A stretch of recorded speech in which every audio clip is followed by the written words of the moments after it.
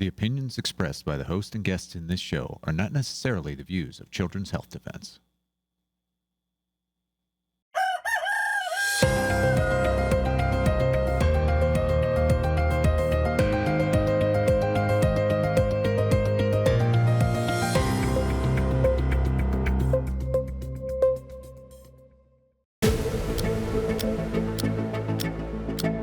We just came from the premiere of Duty to Disobey. Unbelievable film.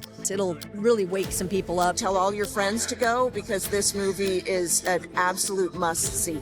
It's amazing. Be prepared to have your eyes opened. It'll shock you to your core. Until you see this film, you really don't understand the gravity of what these folks went through and the impossible decisions that them and their families had to make. It's an excellent movie. I recommend everybody watch it. This was a really great movie and a very powerful movie. And it's also a very heartbreaking movie. The Pentagon is going to require vaccines for all service members. Leaders did everything legal or illegal within their power to coerce and influence their service members to get the shot. Military members are expected to just roll up their sleeves and get any and all shots that the government mandates. They didn't get the licensed COVID shots that they were told that they were getting. And that was illegal, and they stood up for their rights. They stood up for the Constitution. They had a duty under the military code to stand up. In the military, we are oath-bound to obey lawful orders. However, when those orders are not lawful, we are duty-bound to disobey. Soldiers were psychologically tortured, were isolated, thrown in the break because they wouldn't get the shot, attempted to be forced vaccinated. It's a critical movie that the whole nation needs to see. There are so many injustices, so many wrongs that need to be righted. 8,000 well-trained men and women were fired. I lost my ability to feed my family. I mean, I'm being told you're getting dishonorably discharged. Seeing a movie like this is absolutely critical. I have a tremendous amount of admiration for all of the people who took courageous stances and said no. At some point, the tables turn, and those who protect us need protection and defense. This should never be allowed to happen again. And honestly, there needs to be accountability. We need more of this to come out now like never before. If you keep saying yes when you shouldn't, you will not be able to say no when you should. We see what happens in the absence of compassion and in the absence of love. Everything falls apart. These are the finest among us. The injustice caused by the response to the pandemic is large. And if people don't listen, we're going to keep repeating this problem over and over again. If this is something that's going to happen to the military, that the civilian population are the next ones to come. What happens in the U.S. military, which comprises over 1 million people, ultimately does happen in the general population. This is what is in store unless we turn it around. If you care about America, if you care about the world, if you love our military, if you love family, you have to see this movie. It is not conjecture, it's not conspiracy theory, it's there, the evidence is there, the people are real. Please go see it, have an open mind. Take some friends with you, share it with others. This is something that's critically important for our entire nation to see. It's a must watch. Go out and see it. It's coming to a theater near you.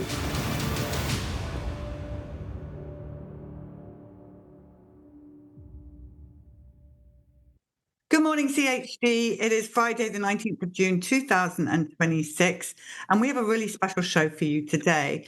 So some of you will remember the clip that went viral during the whole pandemic era of Lance Castle in the military, who was put into confinement, and they come rushing to his door and they drag him out and they do all kinds of horrible things to him. And that clip really went viral. So now we have an exclusive interview for you today with him on exactly what happened and how he got into the situation that he got into. Of course, it all goes back to the fact that he refused to take the experimental COVID-19 shot. That's what's behind all of this.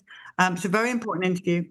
He's also in Duty to Disobey, our movie. And we've only got 10 days left, people, to get tickets for that one night only theatre release on the 30th of June. So you need to go to Duty to Disobey Film, not film, the film.com, and get your tickets now. And we're in about 130 theatres on the 30th of June. It's going to be really fun to see everybody. I'm at the Cedar Park event in Austin, Texas, so I'd love to see as many of you there as possible. And the filmmakers also will be there as well. But now we've got this wonderful exclusive interview for you with Lance Castle talking about what happened to him. So enjoy this and do share it as well. It's very important that we support the military and everything they went through.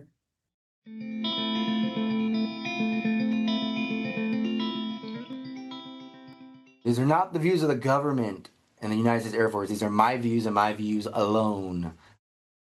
Hello, everybody. Well, I'm so delighted to have today on the People Study Lance Castle. And many of you will have seen the horrific video that happened to Lance during COVID, and it shocked our entire movement. And so he's here today to tell us the story and talk us through what he's been through. An incredible human being. Lance, thank you so much for speaking to us. Thank you so much.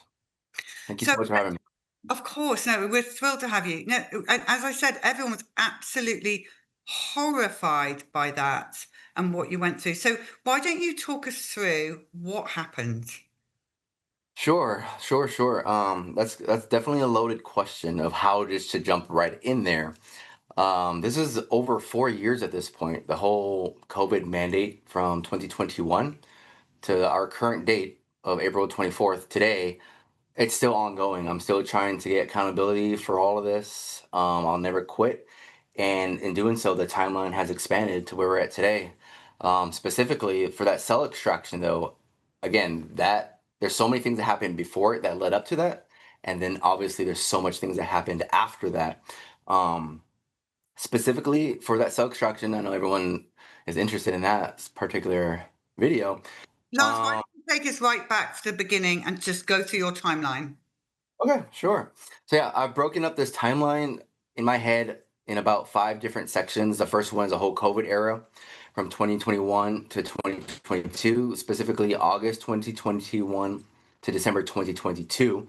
The second chapter would be January 2023, when the COVID mandate was officially rescinded, and leading to September 2023. The significance of that month would be me being fully acquitted of all 7 specifications, 5 charges from my command, of which we will get into. And the egregiousness of those charges, there's 3 heinous fabricated charges. Without me audio recording certain meetings with my command, we would have never been able to rebut their allegations and win that trial. The third chapter would be immediately after my full acquittal in October of 2023, being placed back in the same squadron. And at that point, I'm now recording every single meeting, because at that point I had to, up until my second arrest being July 2024, my second pretrial confinement for 8.5 months this time. The first one was 66 days, nothing in comparison to 8.5 months.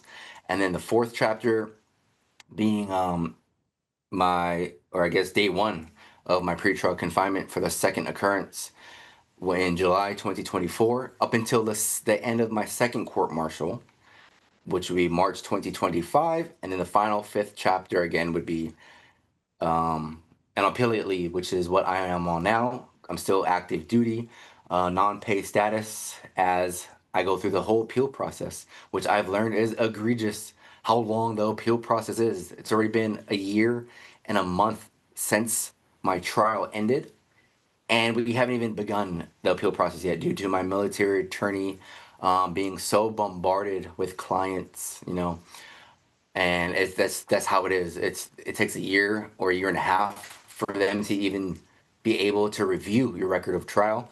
It's going to take about 6 to 7 months to prepare it, along with my help. It's going to be another 6 to 7 months for the government to rebut all of our appeal issues, and it's going to take another 6 to 7 months of the final Court of Appeals, the Air Force Court of Criminal Appeals, to just review it and then provide a verdict on it.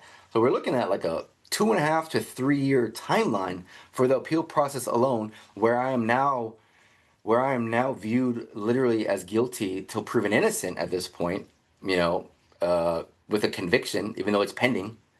Bad conduct discharge and all that stuff, it's pending. None of it has been implemented yet. So those are the 5 different chapters there. And like I said, I could explain this within 5 hours. I could explain it within 1 hour. And obviously the shorter versions have less detail, less context. So I try to hit the most egregious, hard-hitting facts that I could prove effortlessly, depending on, the time length and all that. So, you have any questions at all for those 5 chapters at all?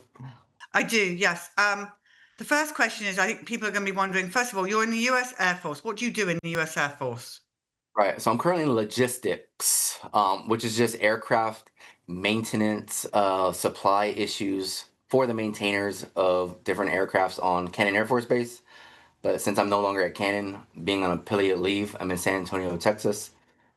It's pretty much that. It's not a glorious job by all any means. I was a previous certified paramedic before retraining into the logistics career field. It was a whole pararescue pipeline, and then made it pretty far in it. And then I realized being a paramedic is not for me. Medication or the whole medical field is not for me, and you don't know that until you experience, clinicals and seeing all the blood and delivering babies and just dealing with patients on the daily. You don't know that's not for you unless you experience that. But yeah, that's currently what I do right now. Well, it's an important job, and we thank you for it. Lance, so where did things start to go wrong? What was the first thing that happened? Right. So regarding the COVID vaccine, I had no records in my PIF at all. PIF is a personal information file. The command puts derogatory information into it. It's classified into a left side and right side. Right side is just, positive administrative information, whatever is necessary. If you have a left side to your PIF, it's negative information. LOCs, LORs, Article 15s, could be memorandum for records, could be record of individual counselings. Anything in the left side of a PIF is bad, and it hurts promotions. It hurts. It could hurt anything. It could hurt TDY opportunities, deployment opportunities. So, starting August 2021, I literally had 0 documents in there. I did not have a PIF. The whole COVID mandate came out August 2021 from our SecDef at the time, Lloyd Austin, who was a previous 4-star general for CENTCOM. I actually met him in person on one of my deployments in IUD. Shook his hand, he coined me, all that good stuff. So the COVID vaccine was actually the first ever mRNA vaccine to be mandated for the military. Okay, so when people asked me back then, or even today, what's your problem with the vaccine? Have you ever had any other issues with any vaccine before the COVID vaccine? Well, there's one of them. Again, the first ever mRNA mandate. So, and they keep saying vaccine, but a lot of people don't know that the vaccine definition was actually changed by the CDC on September 1st, 2021 to fit the mRNA altering DNA cell technology into it, So again, that's another strike. The president is the only one able to mandate EUA vaccines, of which the COVID vaccine was not under EUA. So he ordered it and mandated it under non-EUA. Right? It wasn't even mandated correctly. And we have the whole SecDef today, SecWar, Pete Hegseth, stating in tons of his memos that it was done incorrectly. It was unlawful. So me saying that, or stating what I am today, it's we were all right who had a point of contention with this in the first place. We have Kamala Harris at the time, the VP for Biden, stating things before the mandate that she would never be vaccinated under the Trump administration. If he were to mandate it, we could just keep going on and on about things like that. We have the White House in December 2021 issuing a statement on their website stating that there's going to be a harsh winter of death and severe illness for all those who don't get vaccinated. And one of the most egregious things actually was, at the time, Biden was showing, early signs of, let's just say, illness himself, be nice there, a little euphemism. So I just didn't even think, how is it possible for him to even know what to mandate correctly if he doesn't even know the direction he's walking? And I'm not being disrespectful. Those are actual facts that were shown at the time all across, different news media outlets. So you put all that together, and then I became a Christian at the time over there as well. And in Romans, 1 Timothy, and James, it all talks about violating your conscience. If you do so, and you do something that you know is wrong, it's sinning. And I didn't even want to go down that field. So I did a whole religious exemption with the help of my pastor. That religious exemption took a couple months for it to be denied. It was denied by the Surgeon General of the Air Force. It was denied by the AFSOC commander. It was denied by my commander. It was like, even though I had endorsements of being a genuine Christian, you had to had an interview. You have to have an interview with one of the chaplains on base for him to determine if you're being genuine or sincere in your faith or whatnot. I had his approval, and again, everything was just blanket denied across the field. And that is the whole COVID saga before serious retaliation and reprisal and religious discrimination actually start to occur. While that was going on, my command moved me to a different squadron, and I believe it was so I don't ruin their status percentage of the squadron of how many people are COVID vaccinated, because I was the only one in my entire squadron who stood up to the unlawful mandate. And in doing so, it was easy for them just to, brush me off to the side and move me to a different squadron. Now, in doing so, I was moved to the 26 STS on Cannon. 3 months in, they actually requested if I could be moved back to my original squadron. Now, what my command does at the time, they say it was due to disciplinary actions when I had zero paperwork, zero derogatory information, nothing, no progressive discipline at that previous squadron anywhere. So now my command accepts me. They move me back to where I was previously at. My EPR is due, which is an enlistment performance report, and they gave me a derogatory mark on it stating not, or they suggest I'm not promotable. They recommend I'm not promotable. Poor performance. Now, that was the first early signs of retaliation. I was like, this is not right, because I had no negative marks at all. So I conduct a little investigation of myself. I schedule a meeting with the commander of the 26 STS, and I ask him specifically, my command is telling me I had such poor performance here. I have no negative issues while I was here. Can you please tell me what poor performance did I show? And I was recording the whole thing, obviously. He actually tells me completely contrary to what my command is now telling me. Like, there's no issues. They've actually liked my performance. They're happy with everything that I've done. And they state that my PCA was a permanent change of assignment was an error because they're not low on manning, right? And I'm stating all this as context to what happens, 8 months later. So let me jump forward 8 months later. My ADC, which is my military defense attorney, she has an interview with the commander, Lieutenant Colonel Vasquez, of why I was moved back. And again, he cited poor performance, all these other things that he can't prove because it didn't happen. He tells her in this interview that I have notes of that she sent me. He states that it was due to the commander at the 26 STS stating that it was due to my COVID status. Like, they can't use me. I can't TUI with them. So anyway, that's highly discriminatory right there in itself, and the whole fact that now I have that in my evidence packet that I was moved back. Did you have any support from anyone? Are you just on your own dealing with this time? At that time, support, yes. I definitely was on my own there. There was another person or two on the entire base that were also experiencing similar retaliations, but not anything this significant. And maybe I would text with them, how are you handling your situation? But support-wise, I don't think so. I wouldn't say support-wise, because I'm still in the mess, And Lance, where were you based at that time? Are you still in San Antonio? No, sorry, yeah. So I just recently moved to San Antonio. This was at Camp Air Force Base in Clovis, New Mexico. Okay. Yeah. I was just worried about your mental health, having interviewed quite a few of you now for the movie, which you are in. I can't imagine what you were going through throughout this, just fighting this on your own. Right. Thank you. Thank you for acknowledging that. Yeah. So now at this time, I start going to the mental health clinic because, again, this timeline is so vast here. Actually, let me rephrase that. Excuse me. So now we're in February 2022. My appeal gets denied for the whole COVID thing. I'm getting LORs now from my commander, ordering me to take the COVID vaccine. He's like, you will get the Pfizer vaccine.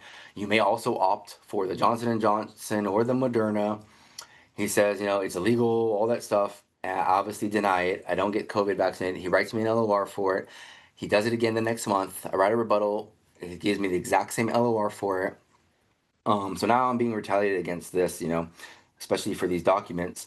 And then in June 2022, he now issues me a discharge recommendation. So now I'm going up against the board in October of 2022 for a general discharge from him due to misconduct. And the misconduct is not abiding by his orders to receive the COVID vaccine. I've appealed this so many times. I wrote him in Article 138 on why it's so unlawful.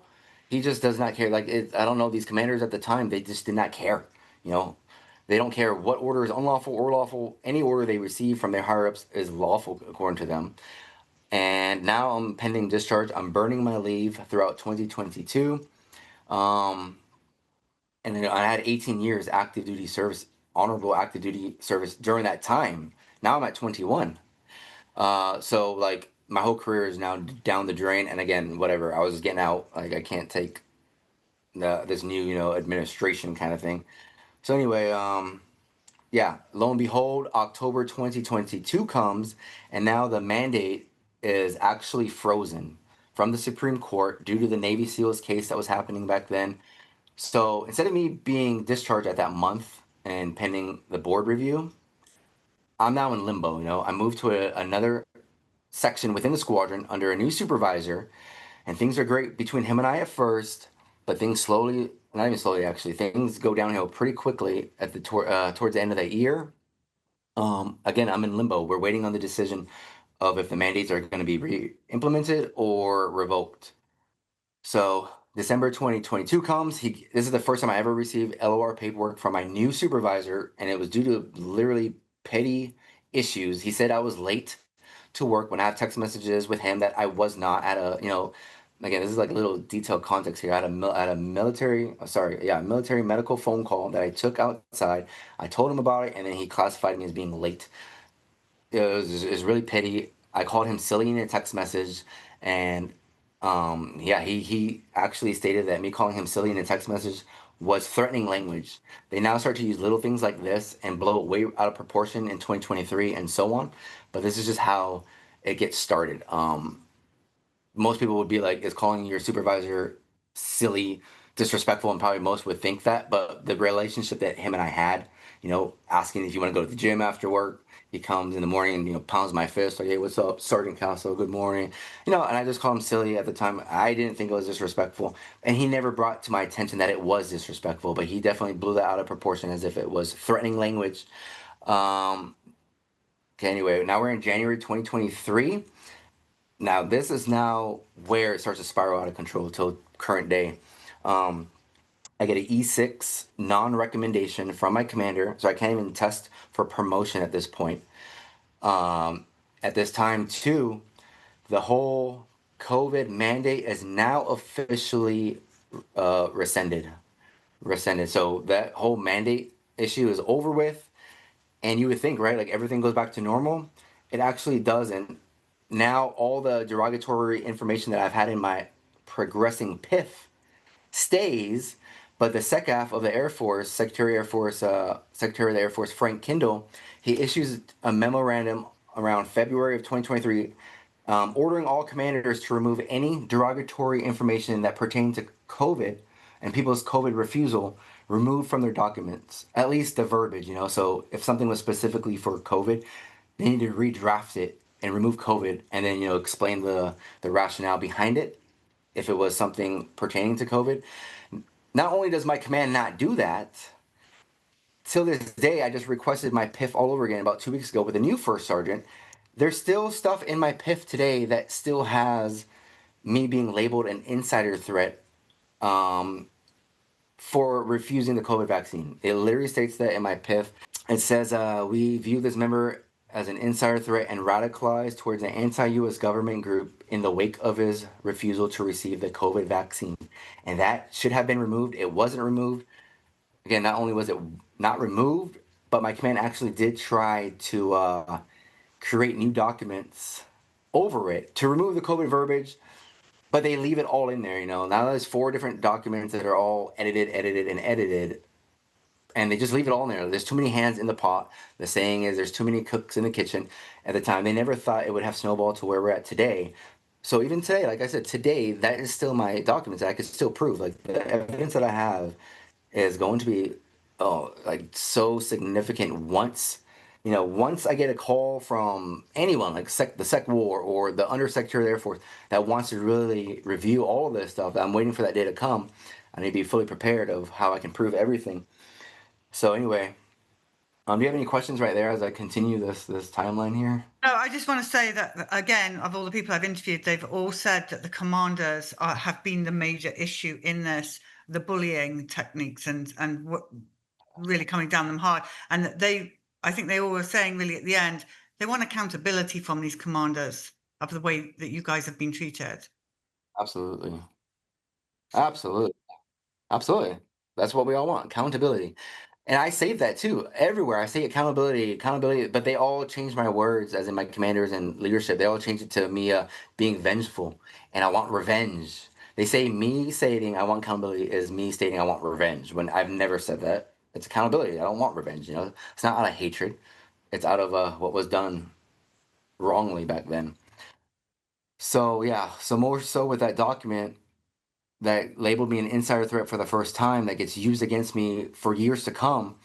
The flight commander, Captain Liam Lawrence, actually states on it. He states, I've instructed the M-Flight personnel not to meet with him one-on-one to avoid all interactions with him and under no circumstances to go to his home.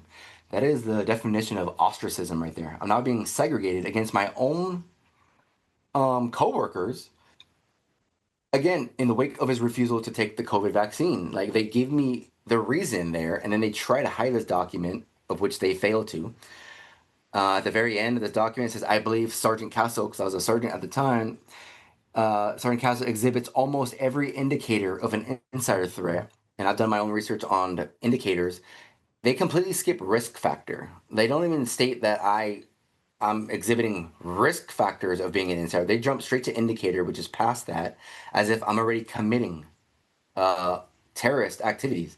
Again, risk factor would be I have the potential to commit. Like I'm booking tickets to Iraq or something, or I'm in communications with terrorist organizations. But no, again, they skip straight to indicator, which implies I'm already involved in these terrorist activities. Now, this is going to get so much more egregious from here. Okay. So I'm described as I've been potentially radicalized by an anti-U.S. government group. I'm insider threat. And now I'm getting charged. I'm going to get charged from my commander for literally calling him a domestic threat.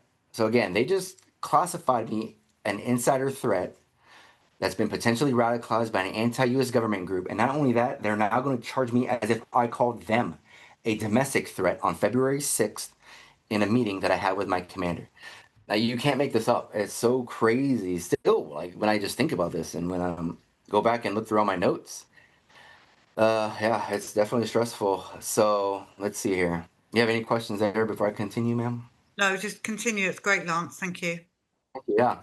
So at this point now, I'm now labeled an active shooter from a different supervisor. And again, I have all her notes too that label that. I believe, which I haven't proved yet, but I believe it was my supervisor telling her to write these memos. The more people that write all this derogatory information on me, the better for them, right? As if it's not coming from one or two people. It's coming from 5 or 6 people. They're all stating I'm an active shooter, I'm an insider threat. Another supervisor drafts an MFR and throws it in my PIF that I'm targeting members within the squadron. And then another supervisor, like I just said, stated I have potential to be an active shooter. Like, what is that getting at? It's getting that I'm about to, engage in violent acts, obviously, throughout the squadron. They said that I was they found a note. I forgot the exact verbiage, that they found a note that I was targeting members when that is fabricated, completely made up. And this goes on for a couple months. Like, I didn't know this was even happening at the time. I knew there was potential for this, but the level of collusion that these people were doing at the time, which is not even anywhere significant as a second time. Like, this is just how it all begins, I texted my supervisor on January 25th a certain text message that I'd like to read here. I texted him that, again, I could prove everything. I have all the documents, all the evidence here. I told Master Sergeant Carey, who testified in my first trial and second trial, actually, I said, I cannot and will not be around you. You are a serious threat to my health. I fear for my life around you. I do not feel safe around you. It's extremely unprofessional where you moved my computer to. And again, I fear for my life around you and leadership. There's more to it than that, but that's the significance of the text message. What I found in my PIF is 3 minutes later, he drafts his own memorandum for record.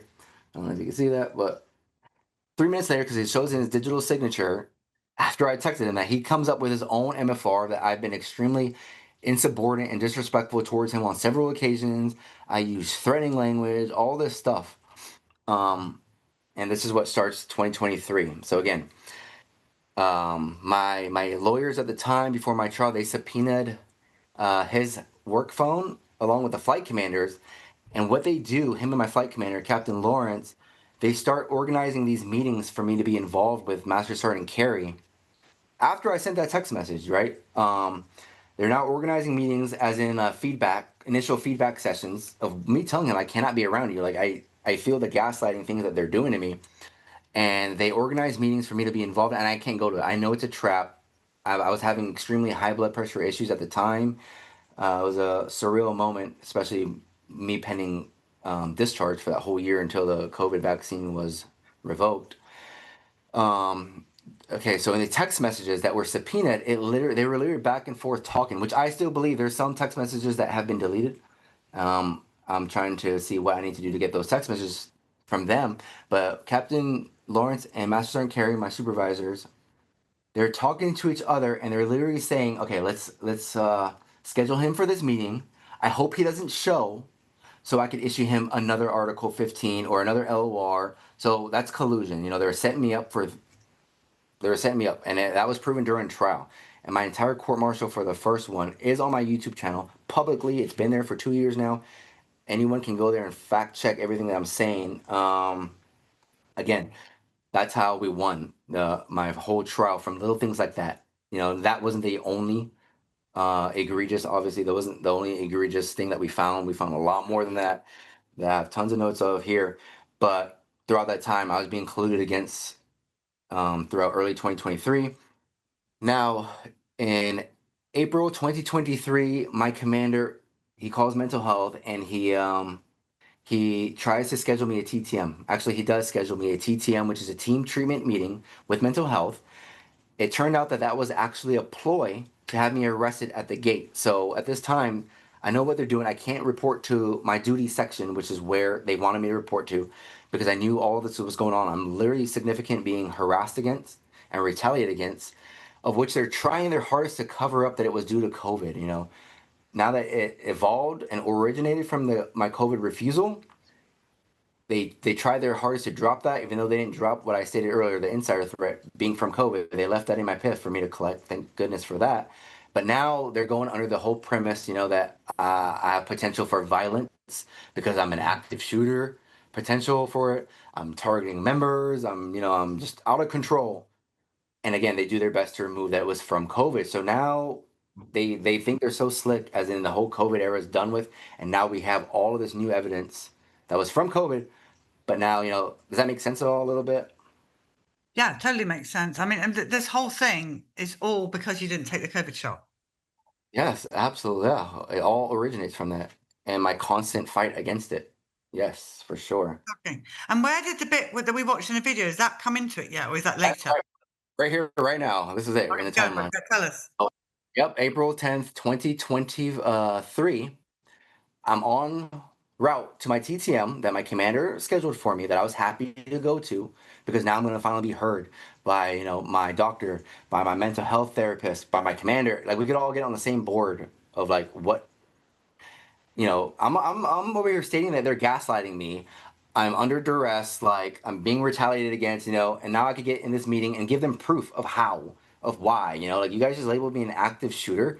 What proof did you guys have of that? I don't even own any weapons on base at the time.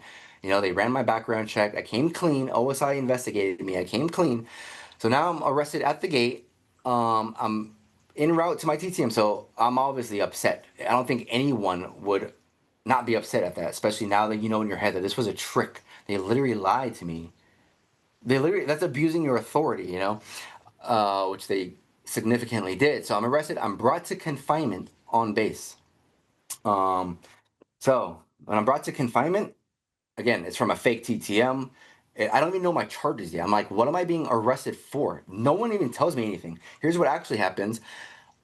All these guards and confinement staff, security forces, they rarely have, prisoners. I'm not called prisoner, by the way. I'm not even called sir or lance or anything, or my rank. I'm now called prisoner, just like that. Complete 180 switch. I'm being spat on from these guards by just yelling. Everyone's yelling and shouting, as in like, prisoner, you will stand on my wall. You will not move until I tell you to. And again, this just happened within 10 minutes. I don't even know what the heck just happened. They're so loud in my face. Like I said, the spit is literally hitting my face, and it's hard to comply to anything. Yeah, like I said, it was a complete trick of what happened. The cell extraction happened the next day. But again, what happened during the first day is now I'm strip searched against my will by 7 officers. I get put in a restraint chair. I get literally my entire uniform cut off me, and they do it to strip search me, to check for tattoos, to check for scars, to check for anything hidden anywhere, drugs, I don't know. But they don't even check the most egregious of spots, cavities and whatnot. So it was kind of like a flex that they even did that. Throughout the whole time, I'm not like, here, check me, like it's bringing me memories of past issues that I told them about. I tell them, after all this, after I win my trial, I'm coming for every single one of you guys legally. I always say legally after everything I stated to them. And how I can prove that is one of the officers testified that I said that. He always said that he'd come after us legally. He's going to come for accountability legally. But here's the thing. Every cop at the time, they left me saying legally out during my PCRO hearing, which was a week later, which is the pretrial confinement reviewing officer hearing. It's a little court session on whether to keep me held in pretrial confinement up until my court date or if I could be released, And I was not released. I was kept in jail for 66 days due to one of that being the reasons, again, me stating I'm coming after all of y'all legally for doing what y'all are doing to me. They leave out legally, of which I can prove that I said legally. Anyway, the next morning, because they throw me in my cell, they let me brush my teeth. The next morning I wake up, and at this time I was on blood pressure medication. I was on Prozoshin, which is a PTSD medication. I was also diagnosed with PTSD off base because I didn't believe that the mental health providers on base were acting in good faith, which I am now 100% was right on. Like, I have so much evidence now that they removed so much stuff out of my medical records. There's other people's medical information in my current medical records now. Like, the things I'm doing now that my lawyer hasn't been able to that my lawyer has not been able to do yet due to me being number 9 on his quota sheet. Like, we haven't hit discovery yet, so I'm doing everything I can before that comes. Like, I'm getting all my records. I'm getting all this stuff that I could bump with. They've omitted extremely important TTM meetings in 2024 in my medical records. There's no notes of it. And I have full audio sessions of all of these meetings that they don't even talk about, that they're required to talk about, especially with my command being present at these MDT meetings, actually. So again, I was just jumping the gun there. But going back to the whole cell experience, the next morning I wake up, I don't get any of my medication because it hasn't been ordered. This is how inept my command was. They knew this was going to happen. They were planning for this, but they don't make sure I get my prescribed blood pressure medication, Prozoshin. I was on Abilify. All these medications that I was prescribed and taken, cold turkey, they just stopped me on, which obviously has significant effects towards, So now I'm feeling completely out of it in the morning till about 11 a.m. With no medication. One of the guards gives me food, gives me breakfast, and I put it on my bed to eat my cell. And this kid who's 20 years old tells me, eat your food on the ground. Like I'm a dog or something, And again, it's all building up. I have nothing to do in that room. My migraine is on fire that I'm also diagnosed with because the light is extremely bright. I asked for a Bible. Like, can I just read something, please? I have literally nothing to do. And he tells me that he can't give me a Bible due to me being on suicide watch, and they need to watch me for 3 days before I can have anything. Like, it doesn't even make any sense, like, at all. It's just crazy, the logic. How about, like, give me a Bible and then watch me through the camera if I do anything to hurt myself with my Bible? I don't know. But no, I don't know what they expect out of someone to just sit there for 3 days. So all this accumulated, right? And again, the final I don't know, final piece for them that threw them off was I wasn't taking the blanket over my head. Now we're in the cell extraction video here. And again, that was due to my migraines. I was shielding the light from my eyes, and they said, remove the blanket from your face. I told them I can't. It's literally too bright. Can you please turn the light off? Because there's outside light coming in from the windows. Can you please? They don't want to help me out with anything. So I said, sorry, I cannot. Not okay. So now my lawyer subpoenas their text messages months later. So now we have like the full scope of things. We have the missing puzzle pieces. In this group text of all these guards, about 5 of them talking to each other. Not only are they mocking me, not only are they mocking me for like me being, yeah, there it is, yeah. Not only are they mocking me, like this guy's been in the Air Force for 18 years and now he's just chilling in a confinement cell. How do you even get to this point? Blah blah blah, stuff like that. Yeah, perfect. Yeah, there we go. And there we go. It says we should do a cell extraction. And by regulation, a cell extraction should be towards a member who's hurting or a prisoner who's in imminent threat of hurting himself or hurting others, they need to subdue him quickly. No, they abuse their authority and they suggest a cell extraction to stun him, shock or stun, whatever, stun him into compliance. The NCOIC, his name's Tech Sergeant Andrew Norris, the leader of this cell confinement. He's like, yeah, that would be a good reason to laugh out loud. Like, if this is all funny. He runs it through his leadership, Captain Seeley at the time, and Senior Master Sergeant Green at the time, who's now a chief. And within like 30 minutes, they're doing a cell extraction on me under non-compliance. I'm being belligerent, actually, in one of the notes they said. I was being belligerent, but they don't say due to not taking the blanket off of his head, right? They're just making up their own narrative. They do that cell extraction on me, and in that cell extraction, I get my left rotator cuff torn, and I get my MCL torn at the time on my knee, which I end up having surgery for in February and April of 2024. And again, in all my medical notes, which is over 1,000 pages, they don't even talk about my surgery being from the injuries of the cell extraction. It's like my medical and mental health records are so precisely scrutinized for their narrative.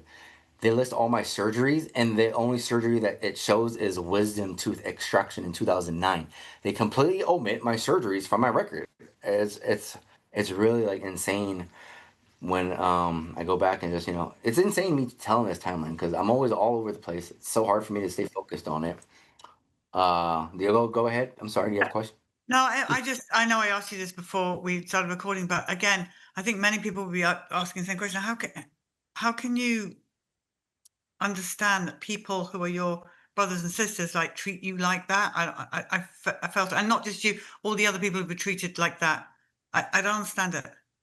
Yeah, I immediately became their non-brother or non-whatever, when I refused the COVID vaccine because they all got it and I didn't, and now I like betrayed, I betrayed them, I guess. I betrayed the base. I betrayed the force for me to refuse because the way the whole COVID thing was even described, remember, it was like if you don't get it, you're hurting others because they can be contaminated from you, even though they are getting vaccinated themselves. The non-vax need to get vaxxed, so we don't hurt the people who are. It didn't even make sense. Yeah, so it was mostly just from not thinking, not intelligently thinking on their end. They're just doing. I don't know. They're just doing what they're told to do, really. Even if it was unlawful, they don't care. They don't want any legal. They don't want any ramifications for themselves. They don't want any. They don't want to rattle the cage, I guess I could say, at all. Where thankfully, naturally, that's my personality. I challenge things that don't make that doesn't make sense. I try to think of new ways to do things that could be better done. If something doesn't make sense, I'm going to question it no matter what. Like question authority. Just because the authority figure states something, even if it's completely wrong, you're not supposed to abide by that. You're supposed to question it, bring up a new way to implement a better process. That's how I was taught in the Air Force. So anyway, the cell extraction happened. I got the medic's notes in my record of trial from the first trial. They all these 3 medics, they stated that I'm now complaining of shoulder pain. I have cuts to my face. I was actually punched back. So in that video, I go like this and I punch the guy behind me because I literally could not breathe. He was like, there's 5, 6 guys on top of me. A lot of people think I was vaccinated during that cell. That's hilarious. I was not. Thank goodness I was not vaccinated during that cell extraction. But like I said, my cell, those injuries did happen from that. I punched one of the cops because I couldn't breathe. It's not like I purposely aimed for it. But anyway, I get charged for punching him in the face, of which he punches me back that no one even talks about at all in that video. How my lawyer ended up defending me against that was self-defense, obviously. But not only that, so the PTSD issue with the scars and stripes is what they call it, the strip search. That whole time, there's another airman there, another officer, that they blamed me for his knee getting injured. So I'm also now charged with assault for that occurrence. And how they spun this for the PCRO hearing, again, to see if I can be released as I await trial, or do I need to be in this jail cell until trial? The only ways you cannot be released if you show signs of being a flight risk, like I'm gonna just fly to Paris or Mexico, or I'm a assault. I have assault potential, assault ideations, homicidal ideations, right? They go with both because of that. They stated that his knee dislocating, so his knee dislocated from that strip search that I was flailing around on in the restraint chair was due to me flailing. So anyway, I'm charged with assault from that. Okay, they changed the verbiage from the PCR hearing from it saying I dislocated the member's knee, like I hit it and I dislocated his knee, because his knee did dislocate, but nowhere do they ever state his knee always dislocates from a previous injury, from sports or whatnot. So they're blaming everything they can. It's called stacking the deck against someone, because the more charges they stack against you, one should land, and if one lands, then they win. It's a complete win if just you get convicted off of one. So my official charge for the assault is now changed from dislocating his knee to castle striked the security officer, law enforcement officer's knee with my leg or with his leg. They removed dislocation. And this is one of the craziest charges to me because, the witness immediately testified, 5 months later, that I never touched him. And not only that, him and I had discussions throughout my confinement as well. I asked him, did I really hit your knee, man? If I did, I'm so sorry. He says, you did not. You didn't touch me. He said he bent over to untie my shoe, get me ready for the strip search, and his knee literally just toppled over and dislocated, again, due to his knee being so broken down, but they blamed me for that. They charged me for that, which would have been a felony conviction, an assault. How, I would have been ruined on the outside trying to find any employment with an assault felony conviction. That is some serious stuff there. Again, the whole testimony of him, his name is Senior Airman Diedrich Kelly. I like him a lot for telling the truth. He stated on the stand over 5 times that I never touched him. I did not. He actually gets upset with them constantly keep asking him that. He's like, he did not touch me. And he says it was his own fault that his knee was dislocated. All right, Mr. Kelly, just so I'm clear, Airman Castle did not hit you? No. He didn't strike your leg? He did not. Okay. You're aware that the charge that he's facing is that he struck your leg? I was not aware of that. Okay. If I tell you that the charge that he's facing currently is that he knowingly struck your leg, does that surprise you? It does. Why? Because he didn't hit me. Okay. And obviously I was acquitted of that charge effortlessly from the witness testifying that I didn't even touch him. So now how am I even able to be charged with dislocating his knee, striking his knee, if the witness testified that I never touched him, right? So at this time, he literally just got out of the Air Force. He was a civilian now. So I think, I'm still trying to investigate that last part of all of this. I think while he was active duty, they told him that they were going to charge me with that. I don't even think they interviewed him, actually, to ask him if I did it or not, It's almost like SJA, which is the lawyers on base prosecution, who are really slimy. They almost probably knew I didn't touch him, and they're just going to go with it and hopefully he testifies to it. Like I said, I don't know. A lot of it doesn't really make sense here. It's really like elementary, the prosecution for my first trial. Do you have any questions about how significant that is, real fast? No, I mean, no, I don't have any questions. It's fascinating and disgusting. So do continue. Thank you. Yeah. And okay, so that's one charge, assault.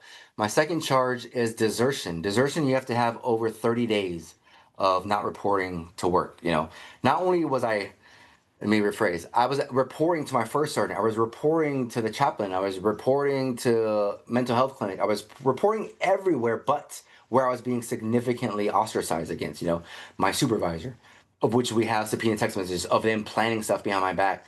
Not only that, the subpoena text message showed that they were stalking my whereabouts on base. They were asking like, what's his driver or what's his license plate? Okay, he's at the clinic right now, blah, blah. So they were like tracking me. My supervisor was making fun of me to his wife. They were making fun of my COVID vaccine status. They're like, he thinks this COVID vaccine is so ungodly. Like, they're just mocking me throughout these text messages. This is a master sergeant and a captain.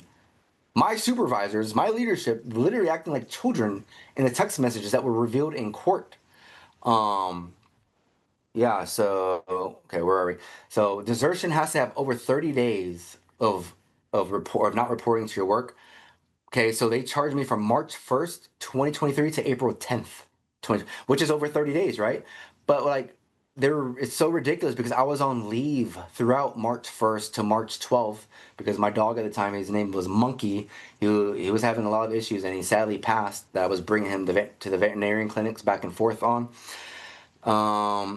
So they tried to include my leave throughout that time just to get me the over 30 days to charge me with the more significant charge, which is desertion instead of AWOL, which would have been the lesser included offense, LIO.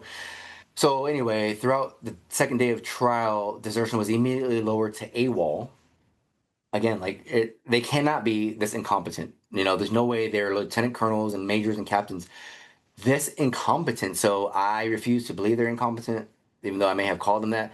I now obviously believe it's collusion. It's collusion. It's all planned. It was all strategic, even to this day, of what they've done. My next charge was this was okay. I'm gonna get into the biggest one. My third charge was disrespect to my commander, and it's officially written as disrespect to a superior commissioned officer. And what the disrespect specification was they quoted me in the charge of me calling him a domestic threat on February 6th in a meeting that I had with him. Okay. If I didn't secretly record this audio, I think this was the only charge that I may have been convicted on. Why? Because I wouldn't have been able to prove that I did not call him a domestic threat. Literally quoted. They didn't even state or words to that effect for domestic threat, I believe. It was literally a domestic threat, okay? So not only that, there were two first sergeants in the room, Master Sergeant Alexa Serrano and Isaac Crispin.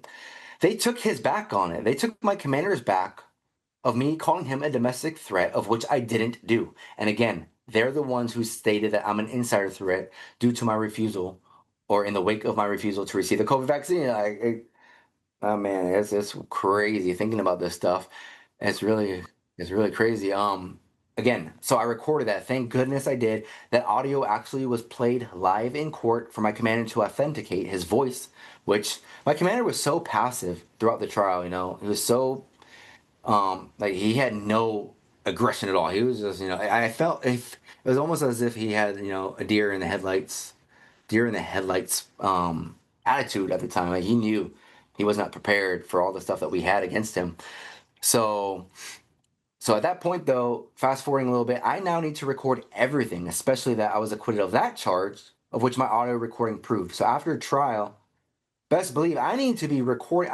So I had two phones after the trial. I got a second phone to walk around the entire base, always recording, because I always run into people at the medical facility, and I can't just run into a leader, and pull out my phone and record it and put it back in my pocket. It would look too suspicious. So if I walk around always recording, and then every day I delete what I don't need, it's protection. And again, fast forward to my second trial, Colonel Churchill. I don't know, I'm throwing names out here now, but he literally testifies in my second trial that he believed me needing to record everything on base and posting it on social media was to protect myself. But then he orders me to no longer be able to record or post on social media during duty hours. Like, you got a complete contradiction of the new group commander from Colonel Barry Roche. And again, I'm jumping. I'm trying not to here. Again, there's tons of contradicting significant evidence like that. Going back to where I was at, the fourth charge was disobeying his direct order to report to work. Okay, and why this one is also so important is because my commander, Lieutenant Colonel Vasquez, testified that they changed my supervisor, Master Sergeant Carey, due to my concerns, right? Due to all the concerns that I was stating about me being gaslit from this guy, they changed my supervisor, of which it still didn't work of me of me coming back to work, right? Like, we changed his supervisor, but he's still not coming back to work, Your Honor. Like, we've done everything we could possibly do wrong. They did not change me from him because he testifies before them that he is currently still my supervisor. Could you point him out? He's right there. Okay. The witness has identified the defendant. And how do you know Airman Castle?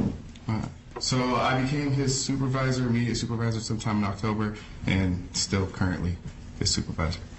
Until this day, I have not gotten any perjury complaints actioned against. I've submitted perjury complaints to the IG. They all dismiss it. They do everything they can to sweep every complaint under the rug to protect command. And I've written over 50 IG complaints, either through the AFSOC, Air Force Special Operations Command, or through the DOD IG complaint process, or through the SECAF IG process. Like, IG is so bad. And when I win my appeal, I'm going to come after all of them as well legally and file complaints on them for not taking my complaints in good faith. And I'm never going to stop. I know I'm close.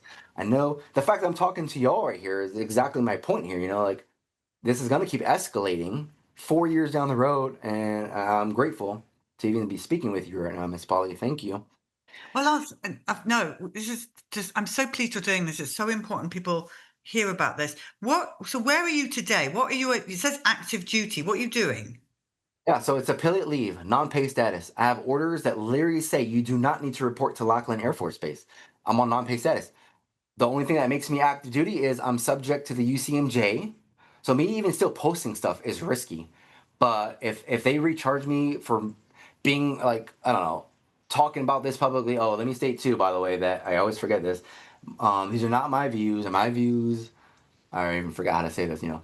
These are not my views, these are not the views of the government and the United States Air Force. These are my views and my views alone. There we go. Now that I'm somewhat protected that I admitted that, you know. But yeah, I'm active duty, subject to UCMJ, subject to recall if my commander really wanted to screw with me.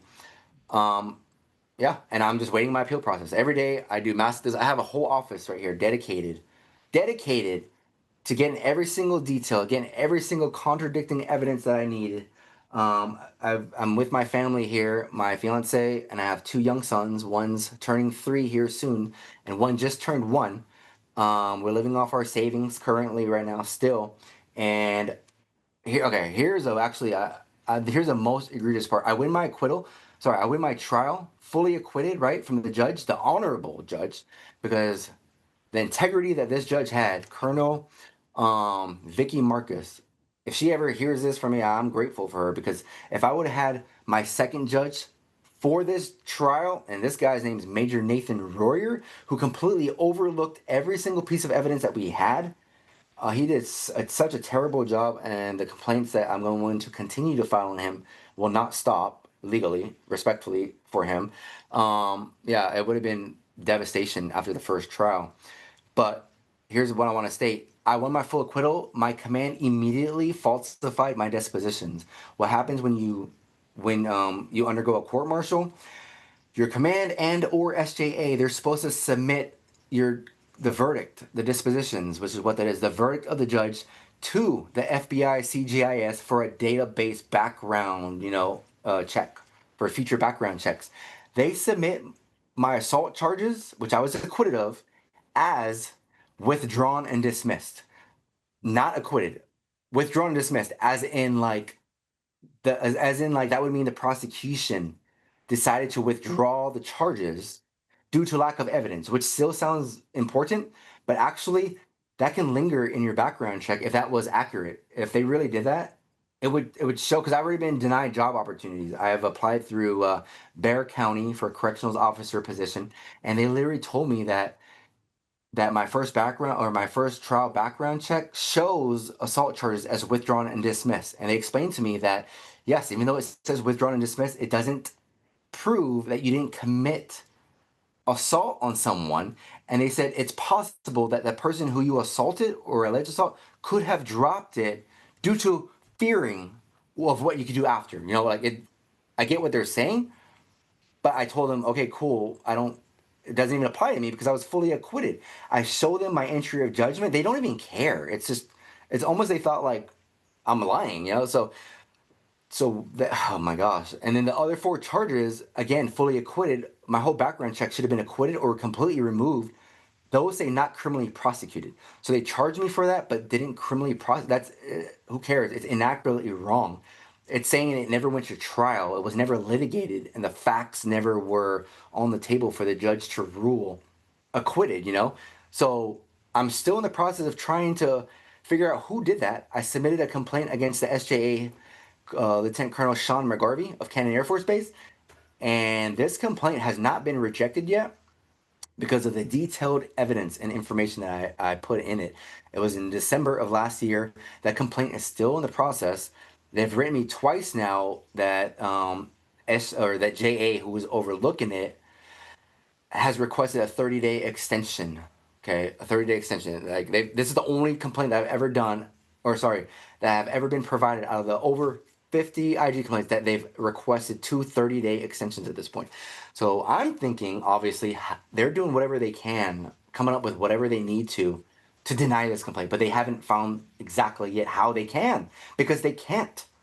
And not only that, again, like that, even though how serious that was, I never stated this, that I found evidence of my command and SJA removing a document from my PIF. It was an LOR that I mentioned earlier from Kerry. They removed that LOR and gave the judge and my defense team my PIF copy with that document removed, which is tampering with evidence, which is, again, perjury, tampering with evidence. So I made those 2 complaints on that SJA Lieutenant Colonel, and it's still in the process. Now, why is that LOR being taken out of my PIF so important? Because it proves double jeopardy.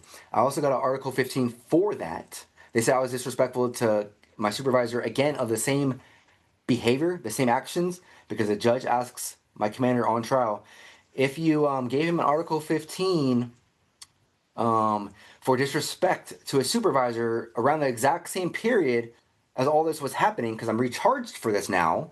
So we got the LOR, we got the Article 15, and we got my charge, which is my 5th charge, being disrespectful to my supervisor. She said, why would you recharge him with disrespect to a supervisor if you already punished him with an Article 15? Can you please provide your rationale on that? He literally tells her under oath that he cannot. He looks down like a puppy dog and says, I cannot. Which means SJA, his prosecution team, did it all for him. They did everything for him. And he wasn't able to articulate his reasons of why he charged me with certain charges. So again, that's egregious. Okay, and then the biggest thing, again, I keep saying the biggest thing, they put that document back into my PIF after the trial, of which I found out because I keep requesting my PIF, every year to see what new things they've added or changed. Like, they think they're so slick, and I'm like my own detective at this point. I have to be. And now they use that PIF again when they rearrest me for a second time to substantiate why I need to be held in pretrial confinement for nearly 9 months. They reuse that document along with active shooter and everything else I mentioned, insider threat, targeting members, to keep me held successfully now in prison for nearly 9 months. And that document that I'm talking about being removed is back in and used for my second trial and sentencing. Like, it's now part of my what's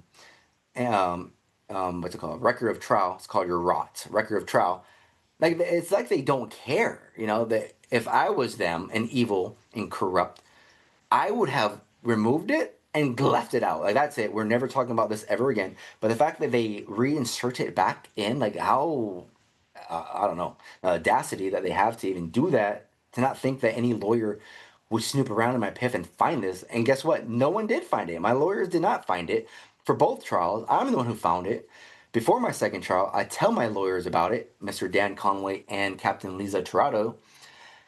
in multiple phone call recordings that I have of them, that I'm going to file IAC complaints on them, which is an ineffective assistance of counsel. They never use it. Every audio recording that I've ever had, they don't use anything for trial. They claim it was their strategy when absolutely it was not, and I could prove all this stuff why.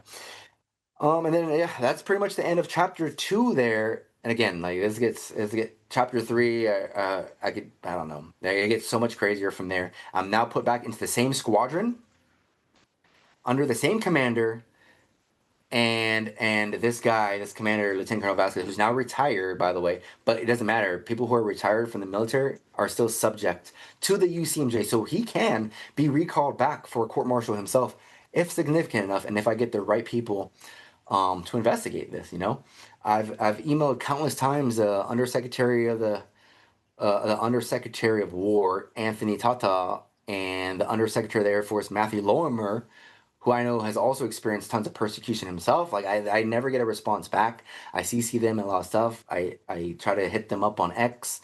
Nothing, cold turkey, you know. But I'm never gonna quit. I know they're busy. You know, I don't have any animosity towards them. I'm not gonna quit any of this stuff. But anyway, concluding with the second chapter there, the falsified dispositions, the tampering with evidence of my PIF, the being rethrown back into my same squadron. This is where chapter 3 out of 5 now starts. And again, each own chapter has its completely own significance. It's all compounding. It all has a cumulative effect of where we're at today.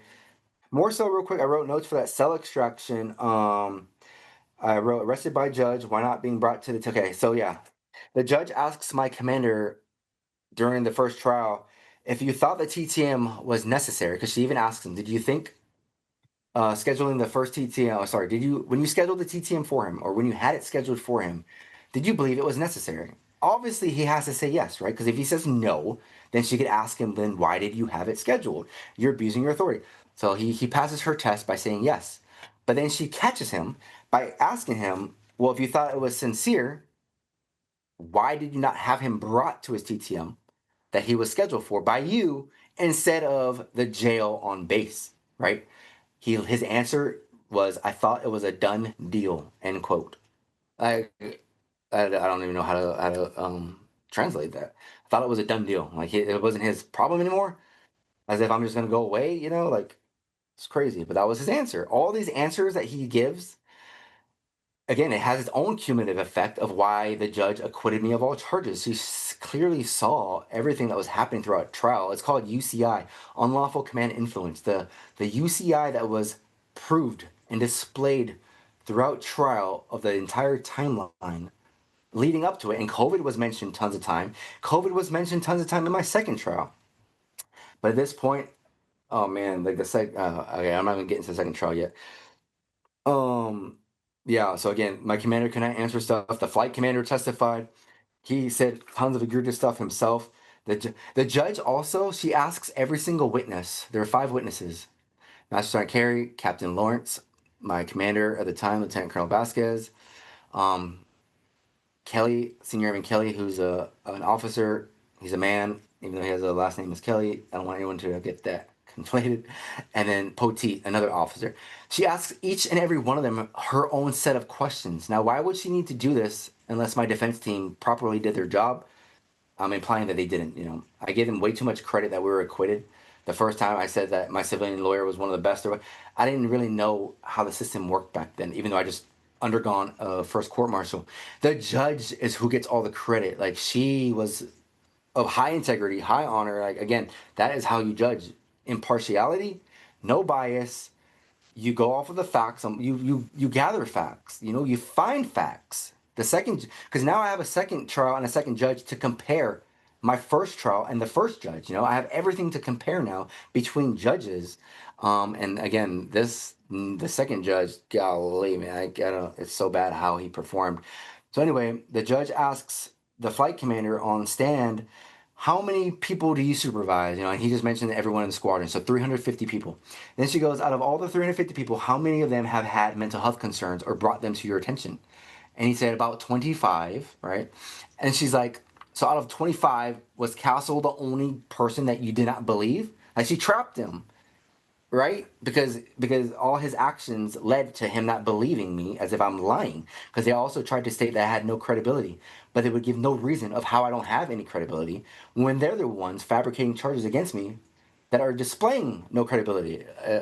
So anyway, he's trapped again. Like she's kind of like a mastermind at this, and he says yes. He admits to it that I'm the only one out of all 25 of people that he's ever had any mental health concerns brought to his attention that he didn't believe. He didn't believe. Anyway, my lawyer asks him on the stand, did you think Castle was lying about his PTSD diagnoses off base and his symptoms of, high blood pressure, paranoia against y'all, gaslighting him? He says no, obviously, right? Like, no, I didn't think he was lying. He's trying to protect himself. And then she says, well, do you think he was exaggerating? Which would be a euphemism. And he hesitates, looks down and says, yes. Like just his tone right there tells everything of he thought I was lying. Okay, so he kind of contradicted himself by saying he thought I was exaggerating but not lying. And again, I just want to hit the other one. They all testified except for Carrie that they changed my supervisor. They're all asked, did you tell Castle that his supervisor was changed? None of them said that they did. They all stated that they thought someone else would. They all said that they thought I would just come back to the office so they could tell me then, when I was in clearly text message communications with them almost on the daily. So again, caught red-handed. When we talked about Master Sergeant Carey being his supervisor, and you said that you changed his supervisor so that Master Sergeant Carey wouldn't be the supervisor anymore. Mm-hmm. Did you inform him of that, or did you just make the change and then he wasn't at work so he didn't know? Yeah, he didn't know. He didn't know. We made the change and he just never went back to work. So yeah, he didn't know. Members in your command were in constant contact with him, and that's my understanding is that at the end you were in daily, or someone was in daily contact with him. Why didn't someone tell him, hey, the problem that you have, Master Sergeant Carey has been removed? Why didn't anyone tell him that? He wasn't showing the work, so it didn't. Why didn't you have someone tell him, we've removed Sergeant Carey from your supervision chain, to see if that would he came back to work? Yeah, we could have, but that's something we missed. I missed. Were you aware when Master Sergeant Carey was removed as his supervisor? Yes, ma'am. Did you notify Senior Airman Castle directly that Master Sergeant Carey had been removed as his supervisor? I don't believe that I did. Understanding that it sounds like Airman Castle was telling you that he did not want to be where Master Sergeant Carey was. When you removed Master Sergeant Carey from this situation, why didn't you inform Senior Airman Castle? I don't recall him. So now I get back to the squadron. I'm now labeled delusional disorder, persecutory type. Mental health is now being weaponized against me. They diagnosed me being delusional and NPD, which is narcissism. I look at my medical records. They backdated my narcissistic personality disorder to August of 2023, which was before my trial. Not only that, there's no rationale of why they claim I'm narcissistic, but they're diagnosing me with narcissism. That is clearly malpractice at this point. And again, all the complaints that I have for every single person is going to be vast. So I'm just screwed at this point. Like, I'm not narcissistic on paper. I'm delusional, even though I have a fully acquitted court-martial. Leading up to my second arrest, I get my surgery. I'm on convalescent leave for a month at a time, thank goodness. So one of the biggest ones is the new commander, Colonel Stuart Churchill, who's taken over from Barry Roche, Colonel Barry Roche was the commander and boss of Lieutenant Colonel Vasquez. They now wait for Roche to leave. It's like they lost the battle, but they're not going to lose the fight in their minds. Now Colonel Churchill takes over and immediately whips the reins. He writes me a new LOR off of a blown up incident in mental health clinic. Okay, but here's the biggest thing. I have all audio recordings with him, and he now orders me to no longer record on base again, and I need to. I already hit this hard. I need to, because if I don't record on base anymore, they can literally file fabricated charges on me due to already having done so. And if I abide by his unlawful order, I even told him it's unlawful. if I go on base with while recording, my first sergeant told me that I could legally be arrested. So I'm screwed at this point. So A or B, pick your options. I go with C. I cannot report to base anymore, and I escalated up to his commander and above him and above, and I go as high as I can, as high as possible. Not only that, being ordered to not record on base anymore, I asked him, "Are you aware of the diagnoses that I was diagnosed with in the CDE that apparently the wing commander, ordered, which is delusional and narcissism now, and intermittent explosive disorder, and unspecified trauma, stressor related." They diagnosed me with all this. I was actually diagnosed with PTSD from a Laurel Ridge treatment facility in San Antonio, Texas. We went to San Antonio in December 2023, of which I'm diagnosed with PTSD. I get back in January 2024. I have PTSD in my records now, but in February of 2024, it's now removed. So they removed PTSD as in the mental health clinic on Cannon Air Force Base, and they replace it with NPD, and then they backdate NPD before the trial. Like, they think they're so slick. It's I'm blown away at always like finding their inaccuracies, their contradictions, their omissions to my records, their sanitations to my mental health records. So at this point, I can't go to base anymore. It's like the retaliation is so significant at this point and so strong. I text messaged the wing commander, Colonel Jeremy Bergen. We're literally text messaging now, and I told him everything that the commanders under him are doing. But he doesn't step in. No one steps in. No one helps. No one investigates. Everyone gets in on it. It's almost like, oh man, it's like one word. My word against them can't be wrong. There's also a TTM with Vasquez while I was at the LRTC over the phone with my therapist. He literally tells the therapist, of which I recorded, that he was provided no rationale on why the judge fully acquitted me. He literally tells her, and he makes up his own assumption. He said that it could be just her giving him a second opportunity. Okay, we don't know why he was acquitted. It doesn't make sense essentially why he was acquitted. So that means I'm going back into the same squadron as not fully exonerated under them. Like it was a I don't know, it was a situation that was really hard to defeat. And then I had another TTM with a Colonel Barry Roche, who I mentioned, and he actually tells me that I recorded, that's fully on my YouTube channel. He tells me, he says all these weird idioms. Really, he says he implies that all these people can't be wrong. He said there's give and take on both sides. That means that there's all this documentation from so many people that no way every single document is wrong from them and I'm right. So he's implying that even though I may be right on some things, I can't be right on everything. As in, I even asked, because this was his response to my question of were you aware I was labeled an insider threat, an active shooter, OSI investigate, and that's when he said that. He also states, if all this information is wrong in your documents, I would like for you to prove it to me. After I was just fully acquitted from trial, he tells me this 3 months later, I would like for you to prove to me that the documents are wrong. I'm actually excited when he tells me that, because I feel as if that's like, being non-biased, and he wants to hear me out. But he takes that back.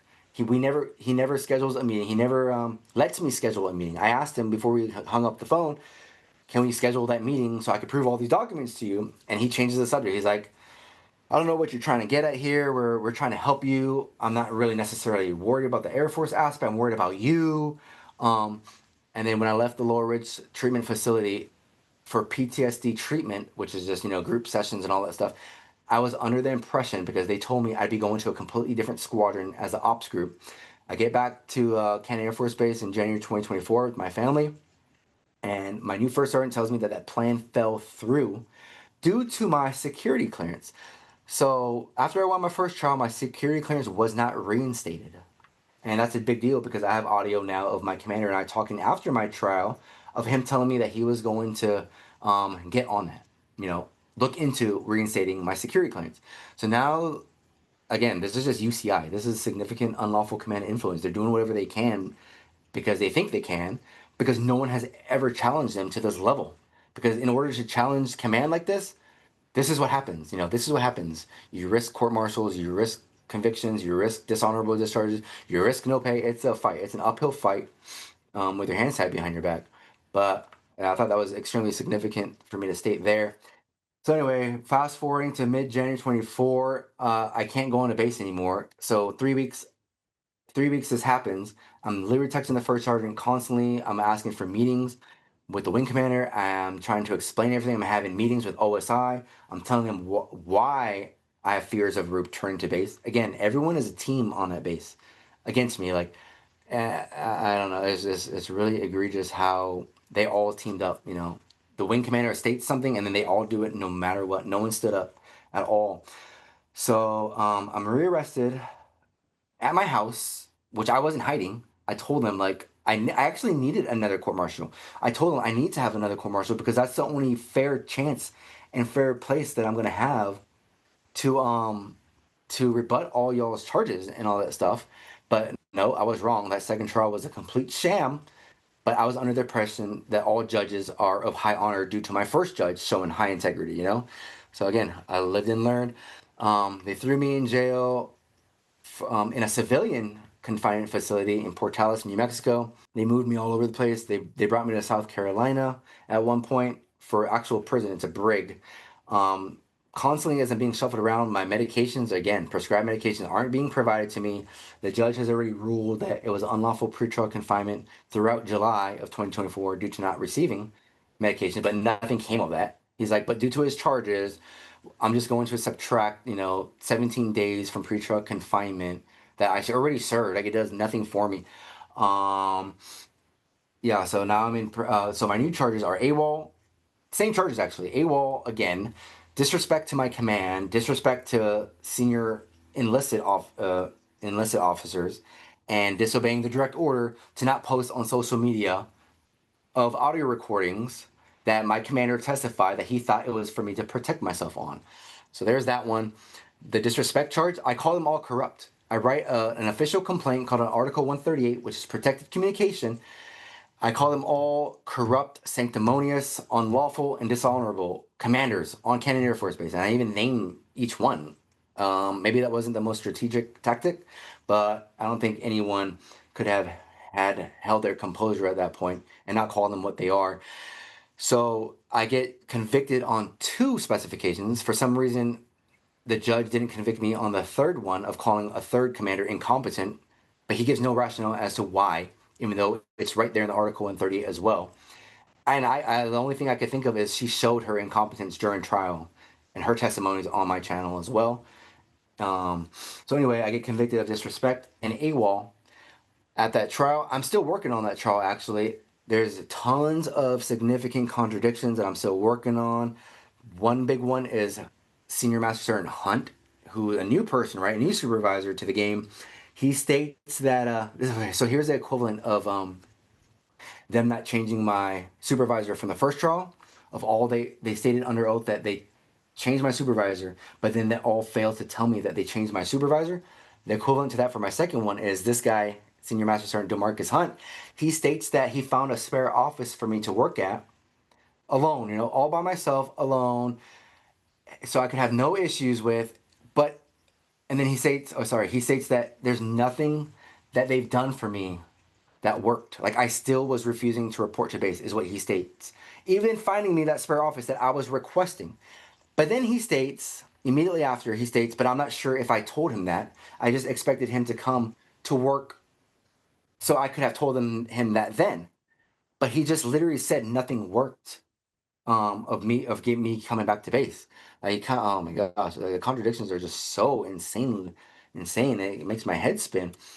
And at that time, there's another supervisor, Master Sergeant Calhoun, who told me that the spare office that he found for me is good to go. Like, I can report back to work soon, because where they had me at, there was a lot of people there, always asking me about my situation. I was not comfortable there. And again, I was directly working for Chief Baldwin, who was my new supervisor, and Colonel Barry Roach, who changed his position for Churchill's, or switched over. Again, this is extremely confusing. I understand that. But yeah, I'm working for the same people from the first trial. I was never moved to squadrons like I was promised, right?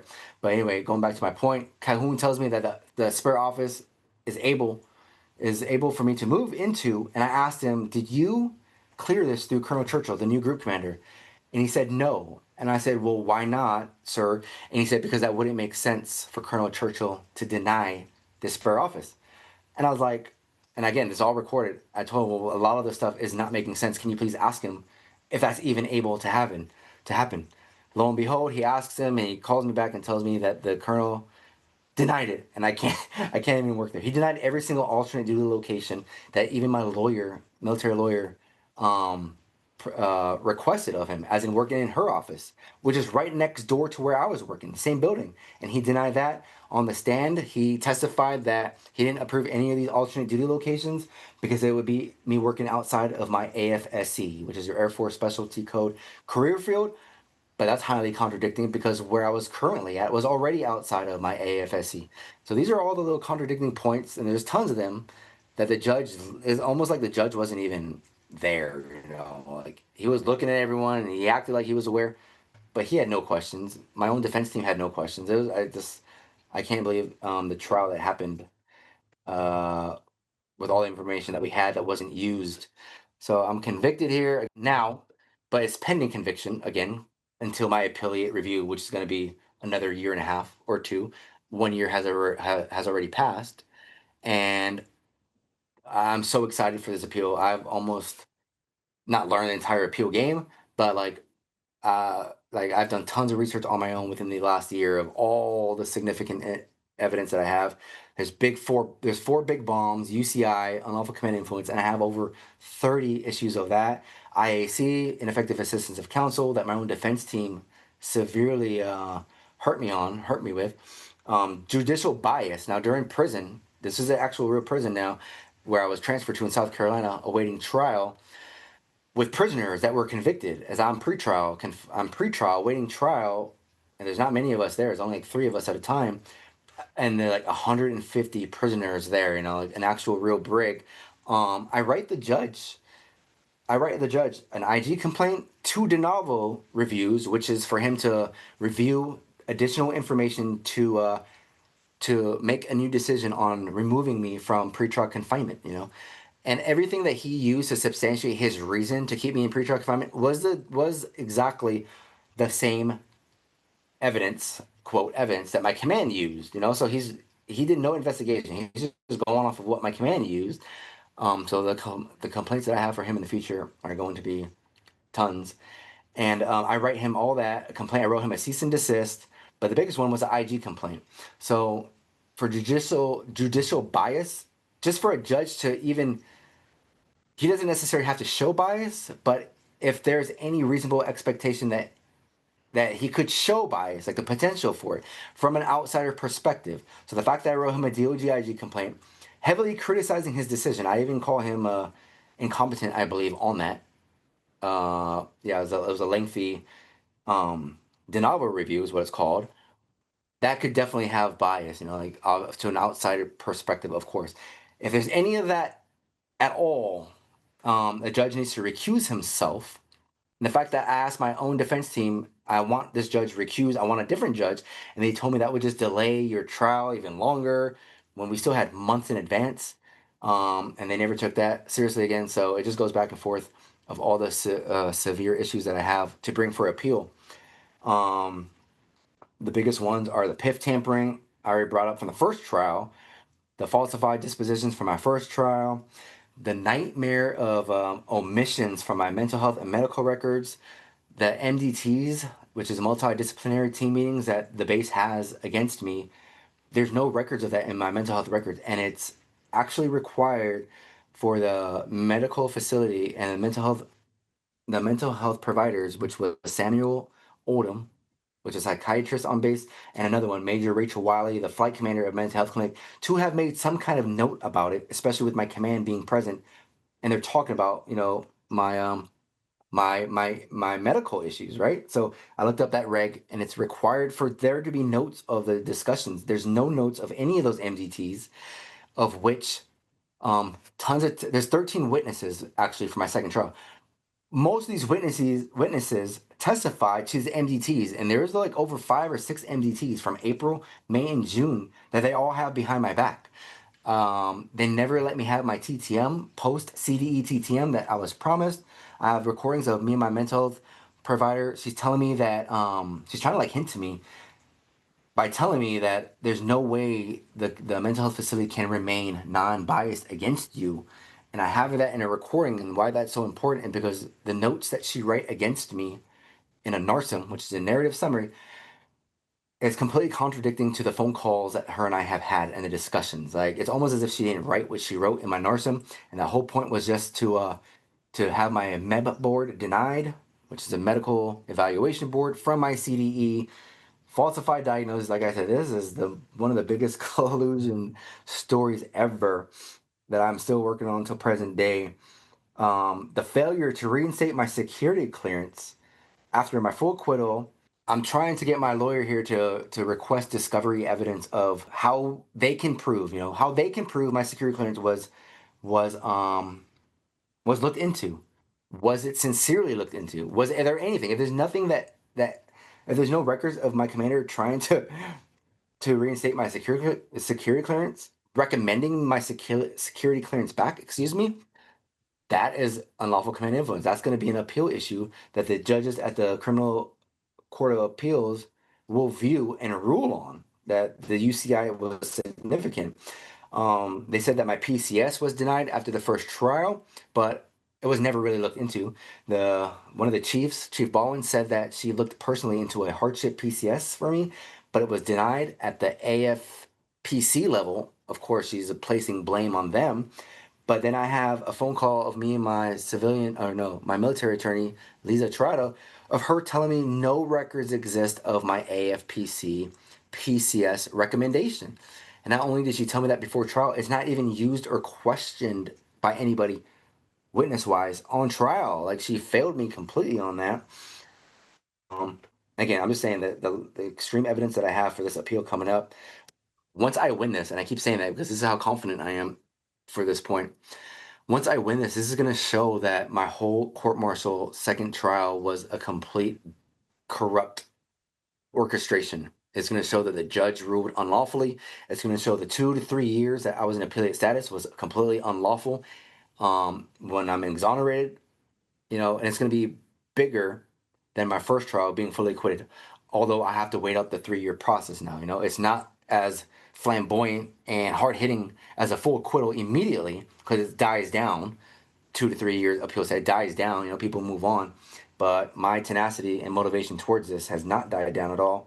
And I'm going to make sure everyone is held accountable legally through the justice system. My plan, my goals for all this is win my appeal. Then I want court-martials for everyone complicit, and that needs to go through the IG, through whoever investigates it above them.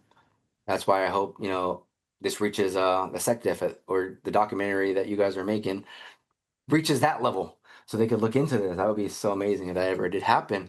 But I want court-martials if necessary. If it's deemed court-martials for them, for the wing commander, for everyone that acted unlawfully by perjury, tampering with evidence, unlawful command influence, abuse of authority, abuse of power, lying completely on the stand, constantly, court-martials for all, and then I'm going to open up a joinder civil lawsuit. I don't know if I could do criminal lawsuit. We'll see when that time comes. I don't want to jump the gun, but then I'm going to file civil lawsuits, joinder civil lawsuits against all complicit, all commanders complicit, all medical providers complicit. And again, I'll cross that path when that time comes. But every day, my motivations for that gold list right there grows more and more. Win my appeal, court-martials for all complicit, which is over, believe it or not, over 90 people at this point, 80 to 90 people. Some bigger than others on their complicity, some not, some who just turned a blind cheek, turned the eye, let it continue happening. If I went to them, they didn't do anything about it. Some that got in on it. And then again, the third one, just reiterating here, lawsuits, civil lawsuits. As I'm a civilian, I can't do it as active duty. You can't do joinder civil lawsuits as a civilian or anything. So, and then hopefully I can retire at that point, get my back pay from all this stuff, get my rank back, which I was a staff sergeant. Wasn't able to promote to tech sergeant because of the whole COVID thing in January 2023. And I'm pending airman basic. So my rank E1, pending trial outcome, of my appeal issues here. But yeah, I guess on paper right now I'm at E1 when I should be at this point E7 or E8. If I took the COVID vaccine, and kept my nose clean as it was. Yeah, sorry. Any questions on that at all? Lance, can you tell people how they can follow you, please? Yeah, of course. Absolutely. I'm completely open to discussions, conversations. My Instagram is LanceCastle490. My YouTube channel is LanceCastle490. My X account is LanceCastle490 as well. Yeah, so I kept it pretty basic across all of that.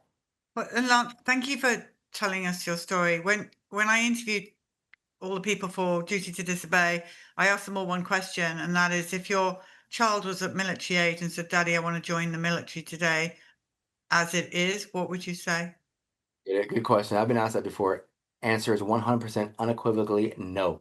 No way, no way, no way. Not until accountability is had from all these commanders who are still in. The colonel that I was mentioning in my second trial, Colonel Jeremy Bergen, he's now been promoted to Brigadier General.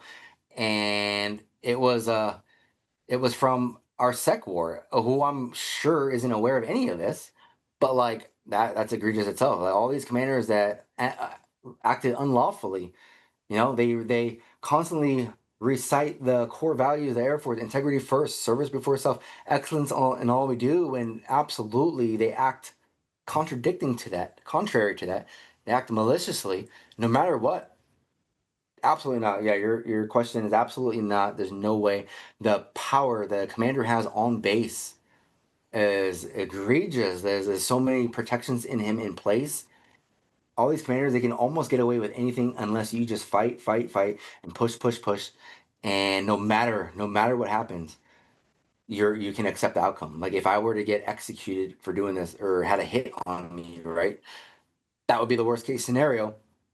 Yeah, that still doesn't scare me at all, because this is necessary. This fight is ongoing and absolutely necessary. But yeah, no way my two young sons are gonna join the military if I have anything to do with it. I'll definitely teach them that that's not the way to go right now, until changes are made and it's pretty obvious and apparent that changes have been made. Yeah. Well, Lance, we can't thank you enough for your bravery and for your fight for the future, which is really what you're doing. And we truly appreciate that and all that you do, and for telling us your story. Thank you. Thank you so much for listening. I really appreciate your interest in this, Lou, Mrs. Polly. Thank you so much. I can't do this without you. We'll be praying for you, and just call us if you need us. If there's any time you want to come on CHD TV, just let us know. Awesome. Thank you so much. I really appreciate that offer.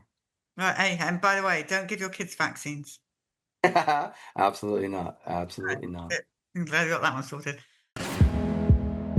This and all CHD TV programming is made possible by generous support from viewers like you. Please consider making a contribution today to keep our programming going strong. Thank you.